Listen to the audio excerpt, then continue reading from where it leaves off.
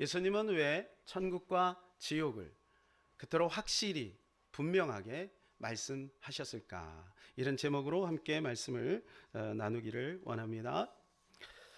오래전에 박조준 목사님이라고요, 충영교회 담임 목사님이었다가 나중에는 이제 갈보리 교회를 개척하셔서 중대형교회로 교회로 크게 성장시킨 박조준 목사님의 간증을 보았습니다. 이 박조준 목사님이 어느 날 이제 캐나다의 토론토로 이제 집회를 가려고 인도하려고 이제 김포공항에 수속을 다 마치고 앉아 있는데 젊은 청년이 그 앞에 앉아 있는 거예요. 그래서 말동무나 해야 되겠다 싶어가지고 청년에게 물어봅니다. 청년 어디 가나? 그랬더니 청년이 얘기합니다. 예, 저는 이렇게 돼서 지금 연수를 갑니다. 3주 동안. 알고 보니까 이분이 아주 엘리트예요. 서울대 법대를 나오고 그리고 외국계 은행에 취직을 해가지고 이제 연수를 3주 동안 캐나다로 이제 가는 거죠. 그래서 마침 자기도 이제 캐나다로 가니까 굉장히 동질감을 느끼고 서로 이제 대화를 나누는데 이 청년이 이렇게 물어보는 거예요. 아니 왜 그 선생님은 어디를 가십니까? 저는 집회하러 갑니다. 그랬더니 집회요? 집회를 모르는 거죠. 집회는 왜 가죠? 그래서 쭉 얘기는 목사라는 걸 알았어요. 근데 이 청년이 눈빛이 확 바뀌는 거야. 그래서 마침 잘 됐다. 그동안 배렸는데 한번 내가 뭐 질문을 한번 해보자. 막 이런 느낌이 있잖아요. 그게 뭐냐면 천국과 지옥에 대한 거예요. 목사님, 왜 목사님들은 천국과 지옥에 대한 설교를 그렇게 하세요? 혹시 목사님 천국 지옥 갔다 오셨어요? 이렇게 질문하는 거야, 당돌하게. 그럼 목사님이 할 말이 없잖아요. 목사님 천국 지옥을 본 것도 아니고 갔다 온 것도 아니고. 그래서 성경에 있잖아요, 성경에. 그랬더니 성경 그 사람이 쓴 거 아닌가요? 뭐 이런 식으로 막 따지듯이 보니까 이런 사람하고는 얘기를 안 하는 게 좋습니다. 얘기해봤자 말이 안 돼요. 그래서 목사님 알겠습니다. 제가 졌습니다. 이렇게 하고 이제 이야기를 끝냈어요. 그리고 이제 주제를 다른 것으로 이렇게 돌려서 대화를 하는 가운데 죽음에 대한 이야기가 나왔어요. 그래서 자네도 죽고 나도 죽고 우리 모두가 다 죽을 수밖에 없지 않겠나. 이제 이렇게 하면서 이제 이야기를 마무리하면서 목사님이 한마디를 던졌어요. 나는 죽으면 천국 가는데 자네는 죽으면 지옥 가겠네. 이렇게 얘기하니까 이 청년이 막 기분이 나쁜 거죠. 아니 목사님 그래서 왜 내가 지옥에 갑니까? 막 그러니까 목사님이 이렇게 말씀하십니다. 아니 아까는 천국과 지옥이 없다며. 천국과 지옥이 없는데 왜 지옥 간다고 하니까 이렇게 기분이 나쁜가? 그랬더니 청년의 얼굴이 빨개지는 거죠.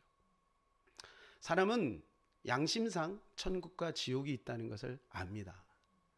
그래서 천국 하면 좋고 지옥 얘기하면 싫은 거예요.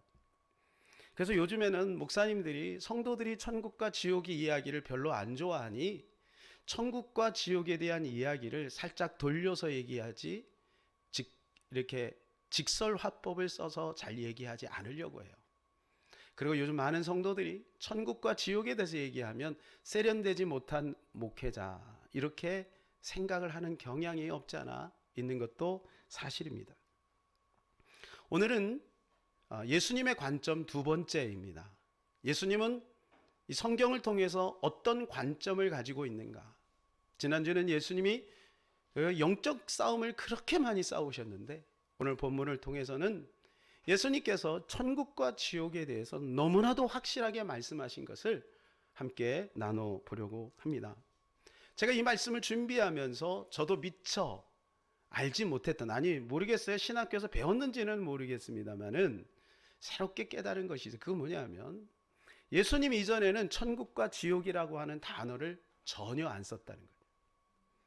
구약에는 천국, 지옥이라고 하는 단어가 없어요. 물론 지옥이라고 하는 단어 대신 스올이라고 하는 단어는 있지만 그것은 비유적으로 많이 사용이 됐지 예수님께서 말씀하신 관점 속에서 그 관념 속에서 지옥을 말씀하신 것은 아니라는 거죠. 그래서 예수님이 오셔서야 비로소 천국과 지옥에 대해서 말씀하세요. 예수님이 첫 일성이 회개하라 천국이 가까이 왔느니라. 그 말은 뭐냐면 내가 왔으니 이제는 천국의 문이 열렸다 이 말이에요. 그 말은 지옥도 조심해라 그 말이에요. 회개해야 천국에 갈 수 있다. 그 말을 우리에게 전해주고 있는 겁니다. 그래서 문자적으로 한번 우리가 좀 봤으면 좋겠는데요. 하나님 나라라고 하는 단어가 68건이 있습니다. 68건. 이것은 신약에만 있고 공관복음에 대부분 기록되어 있어요. 누가복음에 무려 31건이 기록이 되어 있어요. 그리고 천국이라고 하는 단어도 37건 되어 있어요. 그리고 영생이라고 하는 단어가 51, 지옥이 13건, 수월이 64건인데 이 수월에 대한 것은 대부분 다 구약에 나와 있고 은유적으로 사용이 되었습니다. 영생이라고 하는 단어를 한번 주목해 볼 필요가 있는데 이거 아까 몇 번이라 그랬나요? 예, 51번. 그런데 이 영생이라고 하는 단어가 51번 중에 구약에는 4번이 나옵니다. 창세기 1번, 시편 1번, 다니엘 2번. 창세기는 처음에 하나님께서 우리 인간을 만드시면서 생명을 만드시면서 영생이라고 하는 단어를 사용하셨고, 그리고 시편은 우리 인생에 대한 이야기를 많이 하고 있지 않습니까? 그리고 다니엘서는 마지막 때 이야기입니다. 그럼 마지막 때 이야기를 이야기하면서 영생에 대한 단어를 2번이나 쓰고 있다는 거예요. 그리고 나머지는 다 신약에 쓰였어요. 신약에. 그래서 그 영생이라고 하는 단어를 썼던 다니엘서에 있는 말씀을 한 군데를 한번 우리가 읽었으면 좋겠는데요. 같이 한번 읽을까요? 땅의 티끌 가운데서 자는 자 중에서 많은 사람이 깨어나 영생을 받는 자도 있겠고 수치를 당하여 영원히 부끄러움을 당할 자도 있을 것이며. 자는 자 중에서 일어난다는 말이 무슨 말일까요? 이게 죽은 자들 중에서 살아난다는 거예요. 계시록에 그 말씀이 있죠. 육체적인 부활을 이야기하는 거고, 죽었는데 1000년 전에 죽었던 2000년 전에 죽었는데 이 사람이 다시 살아난다는 거예요. 그리고 영생을 누린다는 거예요. 영생을 누린다. 그리고 반대로 수치를 당하고 영원히 부끄러움을 당할 자도 있다라고 이야기를 합니다. 그리고 3절에 가면 그 영원한 가치가 얼마나 놀라운지에 대해서 이렇게 말씀하세요. 시작. 지혜 있는 자는 궁창의 빛과 같이 빛날 것이요 많은 사람을 옳은 대로 돌아오게 한 자는 별과 같이 영원토록 빛나리라. 죽으면 그것으로 끝나는 것이 아니라 죽은 다음에 영원토록 빛나는 사람이 있다 그 말이에요. 그 사람이 어떤 사람이냐면 생명을 건지는 사람. 이 생명을 건지는 사람들은 천국에서 영원히 별과 같이 빛나게 된다라고 하는 말씀입니다. 종합하면 이런 거예요. 이 말씀을 종합하면 이런 거예요. 3가지입니다. 예수님은 유달리 천국과 지옥에 대해서 많이 말씀하셨다. 다른 사도들하고 게임도 되지 않아요. 여러분 공관복음 한번 꼭 읽어보세요. 읽으시면서 발견하셨을 겁니다. 유독히 예수님은 천국과 지옥이라고 하는 단어를 많이 사용하셨어요. 특별히 지옥이라고 하는 단어를 대부분 예수님이 사용하셨어요. 그리고 2번째는 뭐냐면 천국과 지옥은 말세에 나타나는 단어다라고 하는 거죠. 3번째는 예수님은 우리가 천국에 오길 원하지 지옥에 오길 원하지 않는다. 저는 이 3번째 포커스를 맞추고 싶어요. 제가 이 말씀을 준비하면서 제 마음에 부담이 됐을까요? 안 됐을까요? 상당히 부담이 되는 주제예요. 왜냐하면 너무 리얼하고 너무 직선적이기 때문에 예수님의 표현만큼 과격하지는 않을 겁니다. 제 설교 중에 예수님의 그 표현의 뉘앙스를 보게 되면 얼마나 과격한지 몰라요. 뜨끔뜨끔할 정도로 과격해. 근데 저는 마음이 약해서 그렇게는 못하고 좀 이렇게 살살 한번 해볼게요. 그런데 우리가 이 천국과 지옥에 대해서 들어야 합니다.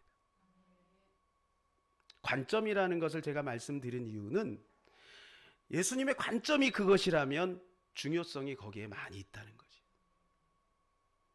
그래 점수를 잘 맞는 사람은 어떤 사람이냐? 교수님이나 선생님이 중요하게 여기는 것에 밑줄 치고 애우는 사람이죠. 그래서 우리는 이 천국과 지옥에 대해서 그냥 막연하게 생각해서는 안 되고 마음속 깊이 새겨야 되는 것이죠. 오늘 1절부터 말씀해 보게 되면 등장하는 한 인물이 나오는데 니고데모가 나옵니다. 이 니고데모는 그 당시에 종교 지도자이며 또한 국회의원이었습니다. 종교 지도자 정도 되면 영생에 대한 것을 밝히 알아야 되는데 이는 그것에 대해서 몰랐어요. 그래서 예수님한테 나오면서 이런 질문을 딱 던집니다. 예수님, 하나님이 함께하지 아니하면 당신 지금까지 행하셨던 수많은 기적들, 표적들 나타날 수 없습니다. 예수님 칭찬하는 거죠. 그런데 예수님이 이 니고데모 마음속에 숨어 있는 그의 궁금함, 그것을 알아차리셨어요. 그리고 예수님이 이렇게 말씀하십니다. 3절 시작. 예수께서 대답하여 이르시되 진실로 진실로 내게 이르노니 사람이 거듭나지 아니하면 하나님의 나라에 볼 수 없는. 동문서답하시는 거예요. 니고데모는 이렇게 접근했는데 예수님이 갑자기 뜬금없이 거듭남에 대해서 불쑥 주제를 바꿔요. 거듭남. 니고데모는 아마 수천 년 동안 자기 민족이 기다렸던 메시아를 혹시 이분이 아닐까라는 생각을 가지고 있었던 것 같아요. 그런데 예수님은 그거보다 더 중요한 것 있다. 내가 온 목적이 뭔지 아느냐? 그것은 바로 생명을 주고자 하는 거야. 그게 거듭남. 우리는 이 거듭남에 대해서 모르는 사람이 없어요. 다 알죠. 수준이 높은 거예요. 자, 옆에 있는 분들 수준이 높습니다. 네. 수준이 상당히 높아요. 우리는 거듭남에 다 이해해요. 근데 니고데모는 이해를 못했어요. 아니 제가 몸이 이렇게 큰데 어떻게 엄마 뱃속에 또 들어갔다가 나올 수가 있겠어요? 굉장히 유치하죠, 그죠? 거듭남에 대해서 영적으로 이해하지 못하고 살아가는 사람이 많고 신앙생활을 하는 사람이 많습니다. 거듭남의 축복이 얼마나 놀라운 것인지. 그 예가 뭐냐 하면 신앙생활은 열심히 하는데 천국에는 관심이 없고 영원한 상급에도 관심이 없어요. 근데 예수 믿고 내 자식 잘 되면 되고 우리 가정 잘 되면 되고 뭔가 되어지면 되는 그런 마음을 가지고 있는 사람들이 의외로 많아요. 왜요? 거듭남의 비밀을 모르는 거죠. 영생의 축복을 모르는 거죠. 예수님이 이 땅에 오신 첫 번째 이유가 무엇일까요? 예수님이 십자가를 지신 이유가 무엇일까요? 예수님이 부활하신 이유가 무엇일까요? 물론 예수님이 십자가를 지신 이유 여러 가지가 있겠습니다. 우리의 질병을 고치기 위한 목적도 있습니다. 우리의 평강을 주고자 하는 목적도 있습니다.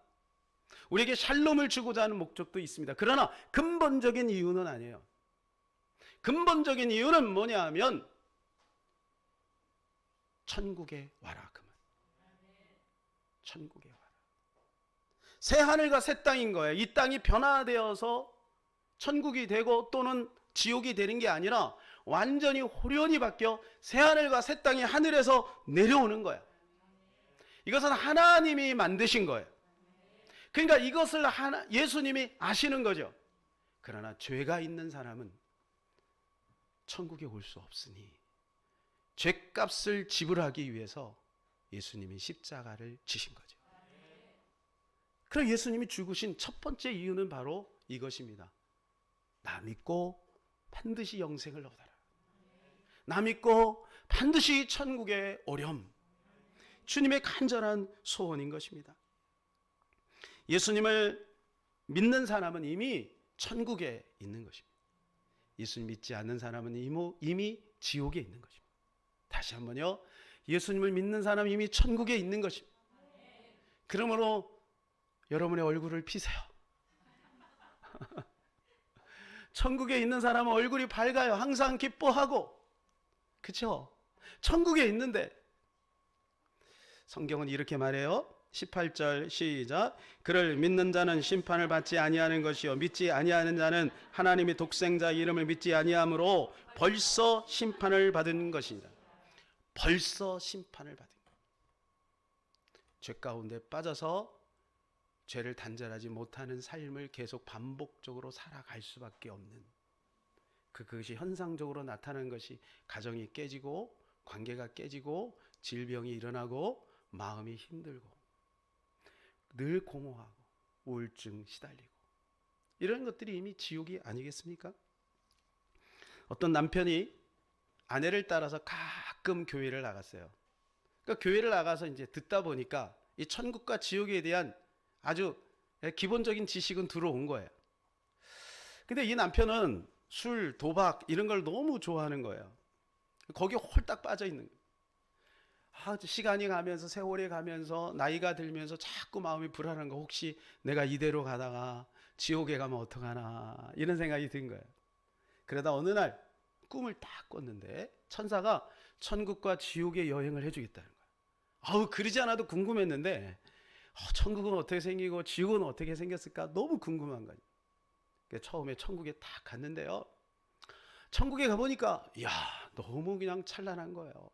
천사들도 왔다 갔다 하고 흰옷 입은 성도들이 모여서 막 예배를 드리는데 처음엔 분위기가 너무 좋았죠.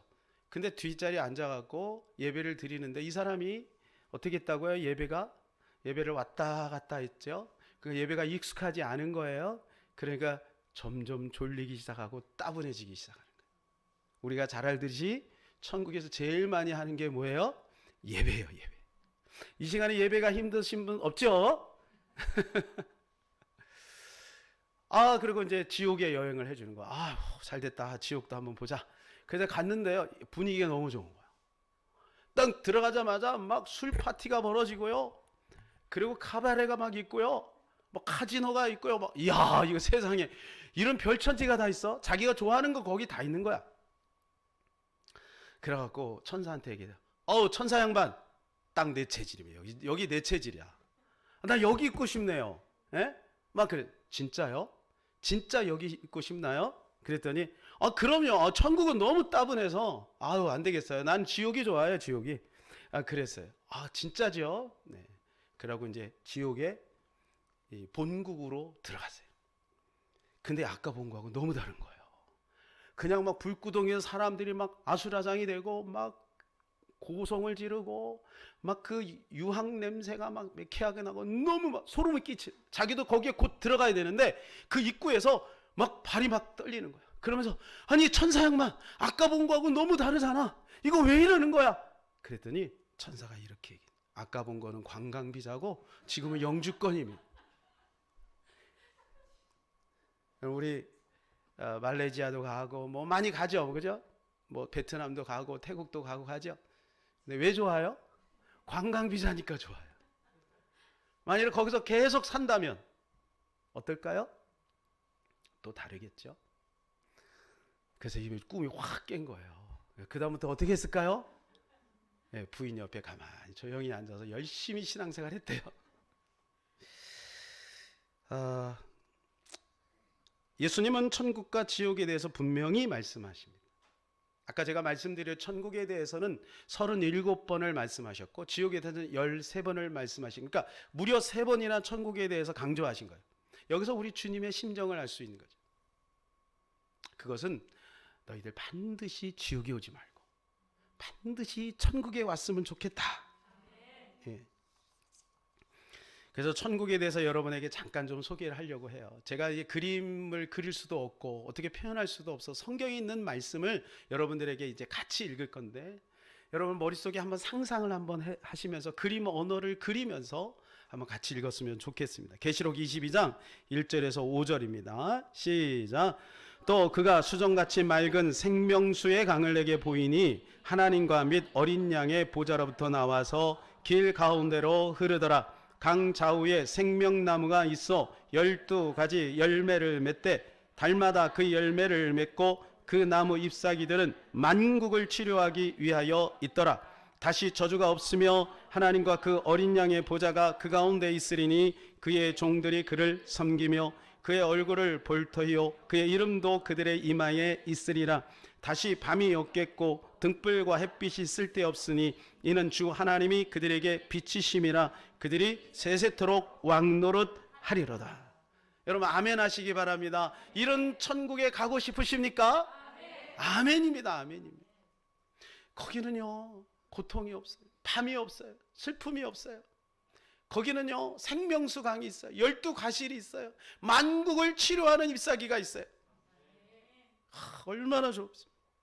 계시록 21장 4절입니다. 시작. 모든 눈물을 그 눈에서 닦아주시니 다시는 사망이 없고 애통하는 것이나 곡하는 것이나 아픈 것이 다시 있지 아니하리니 처음 것들이 다 지나갔음이러라. 눈물이 없어요. 사망이 없어요. 애통하는 것이 없어요. 네. 지금 힘들고 어려우신 분들 조금만 견디세요. 한 100년만 참으면 천국에 가십니다. 네. 자, 계시록 21장 16절에 17절입니다. 시작. 그 성은 네모가 반듯하여 길이가 너비가 같은지라 그 갈대자로 그 성을 측량하니 12,000 스다디온이요 길이와 높이가 같더라. 그 성곽을 측량함에 144 규빗이니 사람의 측량 곧 천사의 측량이라. 그 성곽은 벼곡으로 쌓였고 그 성은 정금인데 맑은 유리 같더라. 그 성의 성곽의 기초성은 각색 보석으로 꾸몄는데 첫째 기초성은 벼곡이요 둘째는 남보석이요 셋째는 옥수요 넷째는 녹보석이요 다섯째는 홍만호요 여섯째는 홍보석이요 일곱째는 황옥이요 여덟째는 노곡이요 아홉째는 다망옥이요 열째는 비치옥이요 열한째는 청옥이요 열두째는 자수정이라. 그 12문은 12진주니 각 문마다 한 개의 진주로 되어 있고 성의 길은 맑은 유리 같은 정금이더라. 성 안에서 내가 성전을 보지 못하였으니 이는 주 하나님 곧 전능하신 이와 및 어린 양이 그 성전이심이라. 그 성은 해나 달의 비침이 쓸데없으니 이는 하나님의 영광이 비치고 어린 양이 그 등불이 되심이라. 만국이 그 빛 가운데로 다니고 땅의 왕들이 자기 영광을 가지고 그리로 들어가리라. 낮에 성문들을 도무지 닫지 아니하리니 거기에는 밤이 없음이라. 사람들이 만국의 영광과 존귀를 가지고 그리로 들어가겠고 무엇이든지 속된 것이나 가증한 일 또는 거짓말하는 자는 결코 그리로 들어가지 못하되 오직 어린 양의 생명책에 기록된 자들만 들어가리라. 할렐루야. 천국이 이렇게 좋은 곳입니다. 그냥 보석으로 돼요. 보석으로. 그래서 이런 예화 여러분 들어보셨죠? 어떤 분이 이 금의 가치를 아는 거예요. 금. 그래서 천사하고 딜을 했어요. 내가 죽을 때 다른 거는 모르지만 금을 좀 가지고 가면 좋겠다. 그래 금을 가지고 천국에 갔대잖아요. 그래서 입구에서 천사가 막 웃는 거야. 아니 왜 웃습니까? 그랬더니 아니 길바닥에 널려 있는 거 왜 가지고 왔냐고. 네. 웃으시기 바랍니다. 여러분 천국은요 우리가 상상하는 것보다 훨씬 좋습니다. 천국을 어떻게 좀 그려드릴까 하다가 성경에 있는 대로 한번 그려봤어요. 한번 보여주실래요? 저 위에 조그맣게 돼 있지만 저게 천국의 모형입니다. 장광고가 같아요. 길이와 넓이와 높이가 같아요. 그런데 오늘 말씀의 16절을 보니까 12,000 스다디온 이렇게 돼 있어요. 이 스다디온이라는 말이 무슨 말이냐면 이제 로마 시대에 경기장을 이렇게 측량할 때 사용하던 단위 이름이에요. 그래서 우리가 경기장을 스타디움 그러죠. 같은 어원을 가지고 있는. 그래서 스다디온 12,000 스다디온. 12,000 스다디온이 도대체 얼마나 될까? 계산을 해보니까 2,200km예요. 길어요? 짧아요? 예, 근데 들어보면 별로 안 길어요. 생각할 땐 굉장히 긴데 들어보면 안 길어요. 이게요 평방미터로 따져보면요 484만 평방킬로예요. 이게 대한민국이요 한반도 땅이 22만 평방킬로미터니까 딱 22배. 그러면 굉장히 큰 것 같죠? 우리 대한민국 땅이 작은 거 아시죠? 요거 미국의 딱 반만한 크기예요. 천국이. 길이로 따지면. 넓이로 따지면 이게 미국의 반만한 크기. 그러면 우리가 이런 생각이 돼요. 저도 옛날에 이거 천국 너무 작다. 이게 답답해서 어떡하나? 이런 생각을 살짝 했었어요. 그런데요. 인구학자들이 이렇게 이야기를 했습니다. 뉴욕 도시에 살고 있는 인구 밀도를 가지고 사람들을 이 지구에 있는 사람들을 다 모으면 얼마나 크기가 필요한가 쓸데없는 연구를 많이 했어요. 예, 그랬더니 딱 텍사스 크기면 되는 거예요. 미국의 한 주 텍사스 크기면 충분히 이 70억 인구가 들어가서 살 수 있다는 거예요. 이해가 되세요? 그러면 천국이 얼마나 큰지 아시겠죠? 아직도 이해가 안 되실 거예요. 그러면 텍사스 그냥 차 타고 여기서 뭐 불이 났게 달리면 모르겠어요. 나 좀 미국 안 가봐서 혹시 갔다 오신 분 있으면 얘기해 주세요. 얼마나 갑니까? 텍사스 여기서 끝까지? 아마 굉장히 먼 거리일 거예요. 우리나라보다 크니까. 그래서 이런 생각할 거야. 그러면 따분하다. 그런데 걱정하지 마세요. 이게요 2200층이에요. 장광고가 같다 그랬잖아요. 예. 정사각형으로 되어 있는 박스로 생각하면 돼요. 장광고가 같아요. 그래서 사도 바울이 그랬죠. 3층 천에 갔다 왔다 그랬죠. 물론 천국이 2200층으로 되어 있다고 생각할 수는 없으나 그 높이가 1km인데 이것이 2200km니까 2200층인 거예요. 그러니까 걱정하지 마세요. 천국은 어마어마하게 큰 것입니다. 어마어마하게 큰 거예요. 그런데 이 천국에 가려면 어떻게 해야 됩니까? 이 천국에 가려면 예수님께서 우리에게 이렇게 제안을 하셨어요. 자, 예수님은 이런 제안도 했지만 이런 제안도 하셨어요. 같이 한번 읽어볼까요? 마태복음 7장 13절이 14절입니다. 시작. 좁은 문으로 들어가라. 멸망으로 인도하는 문은 크고 그 길이 넓어 그리로 들어가는 자가 많고 생명으로 인도하는 문은 좁고 길이 협착하여 찾는 이가 적음이라. 노아를 생각하면 되겠습니다. 하나님을 믿으면 예수님을 믿으면 천국 가는 게 맞습니다. 그러나 예수님을 믿는다는 것이 무엇이냐 하면 주님의 말씀을 따라 좁은 길로 가는 거예요. 저와 여러분처럼 주일날 하나님 앞에 불편하지만 예배에 내 자신을 헌신하는 거죠. 주님의 말씀을 따라 살아가려고 애쓰는 것이죠. 좁은 길로 가는 거. 그래서 마태복음 24장에 보면 마지막 때 수많은 사람들이 넓은 길로 간다. 먹고 마시고 시집가고 장가가고 사고 팔고, 그것이 잘못된 것은 아니지만 거기에 마음이 빼앗겨 버린다. 그래서 우리가 정신을 차리고 근신해야 되는 것입니다. 성경은 우리에게 말합니다. 깨어 있으라. 생각지 않은 때에 인자가 오리라.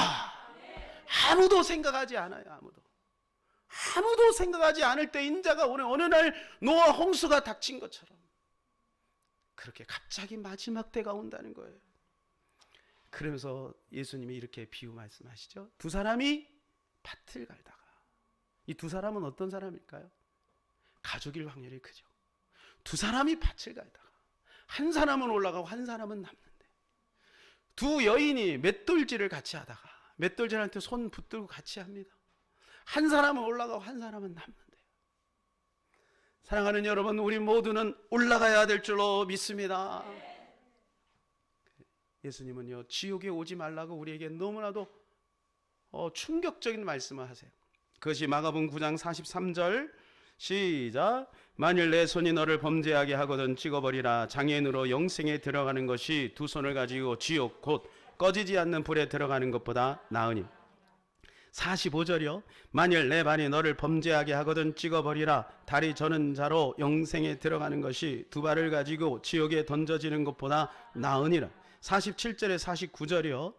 만일 내 눈이 너를 범죄하게 하거든 빼버리라. 한 눈으로 하나님 나라에 들어가는 것이 두 눈을 가지고 지옥에 던져지는 것보다 나으니라. 거기에는 구더기도 죽지 않고 불도 꺼지지 아니하느니라. 사람마다 불로써 소금 치듯함을 받으리. 사람이라고 말씀하셨어요. 이것이 유감인 거죠. 예수님이 왜 이렇게 무서운 표현을 쓰셨을까? 왜 예수님이 이렇게 지옥에 대해서 절대로 오면 안 된다고 그렇게 말씀하셨을까요? 저는 여기서 예수님의 우리를 향한 사랑을 느끼는 거예요. 지옥은 누구를 위해서 만들었습니까? 사람을 위해서 만든 것이 아니에요. 지옥은 마귀를 위해서 만든 거예요. 우리 아까 찬양했듯이 저 마귀 쫓아가다가 마귀 지옥 갈 때 너도 가겠구나. 마귀 쫓아가면 지옥에 가는 거예요. 하나님 쫓아가고 예수님 쫓아가면 천국에 가는 것입니다. 그래서 성경은 우리에게 이렇게 말씀하세요. 요한복음 3장 36절 시작. 아들을 믿는 자에게는 영생이 있고 아들에게 순종하지 아니하는 자는 영생을 보지 못하고 도리어 하나님의 진노가 그 위에 머물러 있느니라. 믿는 자와 순종하는 자를 같이 보고 있는 거죠. 믿는다는 것이 무엇인가? 그것은 순종하는 것이다. 한문으로 순종이라는 말은 순수하게 따른다라고 하는 거예요. 순수하게 따른다. 어떤 아이들이 가끔, 요즘에는 그런 일이 많지 않지만 가끔 영화 같은 데 보면은 유괴를 당하지 않습니까? 그런데 유괴를 누구한테 당합니까? 전혀 모르는 사람한테 당하지 않습니다. 어느 정도 관계가 있고 믿을 만한 사람에게 당합니다. 믿을 만하니까 따라가는 거예요. 즉 믿는다는 건 따라간다는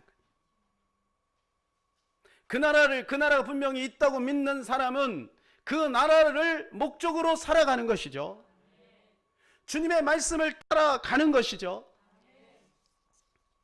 이제 결론을 맺겠습니다. 사랑하는 여러분, 주님은 우리 모두가 천국에 오기를 원해요. 마지막 오늘 16절에서 17절 말씀을 한번 읽고 말씀을 맺겠습니다. 시작. 하나님이 세상을 이처럼 사랑하사 독생자를 주셨으니 이는 그를 믿는 자마다 멸망하지 않고 영생을 얻게 하려 하심이라. 하나님이 그 아들을 세상에 보내신 것은 세상을 심판하려 하심이 아니요 그로 말미암아 세상이 구원을 받게 하려 하심이라. 이것이 주님의 심정인 거예요. 모두가 천국에 오기를 원하는, 이것이 주님의 마음인 것입니다. 혹시 브레너라고, 스캇 브레너라고 혹시 아세요? 영동제일교회 김혜자 목사님의 사유입니다. 근데 그 부인이 누구냐면 그 김혜자 목사님의 맏딸이에요. 그래서 지금 이제 브레너 사모님이 됐죠. 이분이 얼마 전에 새롭게 하소서에 나오고 간증을 하셨어요. 근데 간증 내용이 너무나도 약간 우리에게 상식적으로 이해가 되지 않는 부분이 있어서 여러분들에게 소개하려고 합니다. 그 집안이 어릴 때 얼마나 잘 살았는지 모른대요. 어마어마하게 잘 살았대요. 얼마나 잘 살았냐면 우리나라에, 그때는 우리나라가 어려웠으니까 우리나라에 벤츠가 딱 6대가 있을 때 그 집안에 벤츠가 2대가 있었대요. 이쪽은 조금 느낌이 있고 이쪽은 벤츠가 한 10대씩 있나 봐. 6대 있을 때 지금 벤츠가 많죠. 6대 있을 때 2대가 거기 있었어요. 얼마나 잘 살았어요. 그런데 어느 날 엄마 아빠가 이상해진 거예요. 교회를 나가기 시작. 자기는 이해가 되지 않는. 그런데 교회를 나가고부터 가세가 기울어지는 거예요. 그래갖고 엄마한테 따졌대. 엄마, 한 예수 믿으면 더 잘 돼야 되는 거 아니야? 예수 믿었는데 왜 이렇게 더 어려워져? 자기가 조사를 해봤대. 이 사모님은 조사를 잘해요. 조사를 해보니까 원인이 있었던 거예요. 예수 믿게 한 그 전도자가 사기를 친 거예요. 복음도 전하고 돈도 뺏고. 이런 일이 어디 있어요? 그래서 자기는 너무 억울한 거예요. 나중에는요, 그 가족이요, 차비가 없어갖고 한강대교를 왔다 갔다 걸어 다녔대.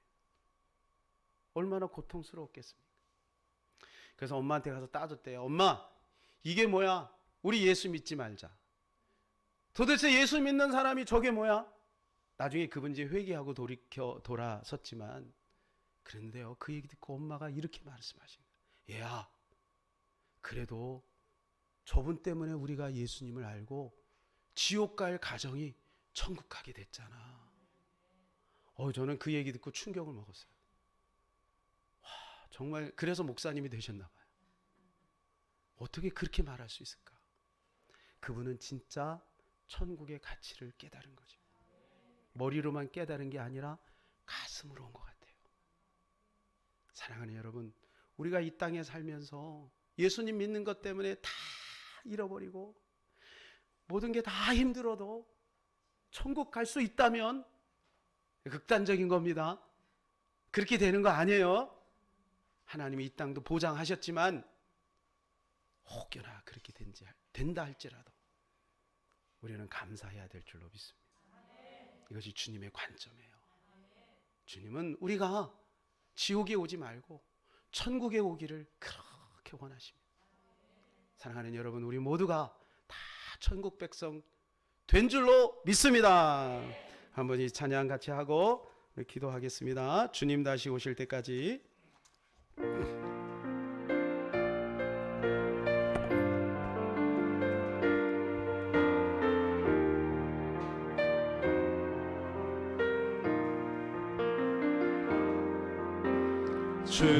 주님 다시 오실 때까지 나는 이 길을 가리라.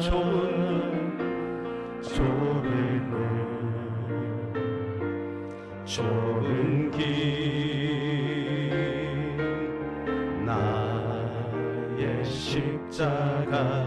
우리 한 번 더 합시다. 주님 다시 오실 때까지 나는 이 길을 가리라.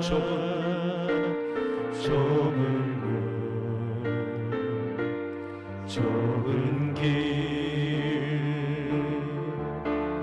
나의 십자가 지고 나의 가는 이 길을 나의 가는 이 길 끝에서 나는 주님을 보리라.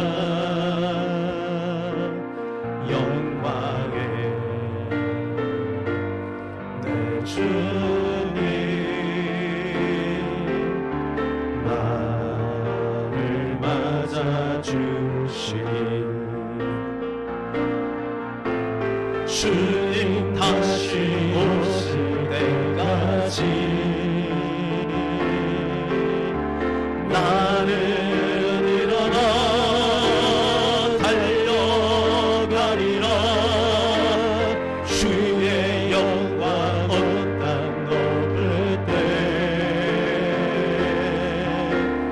나는 일어나 노래하리. 내 사랑하는 주님 온 세상 구주시라. 내 사랑하는 주님 영광의 왕이 주님 다시 오실 때까지 주님 다시 오실 때까지 나는 일어나 달려가리라. 주의 영광 온 땅 높을 때 우리 그 자리에 다 일어납시다. 나는 일어나 노래 우리 두 손 높이 들고 찬양합니다. 내 사모하는 주님 내 사모하는 그분은 온 세상의 구주이십니다. 온 세상 구주시라. 내 사랑하는 주님 영광의 왕이 내 사모하는 내 사모하는 주님 온 세상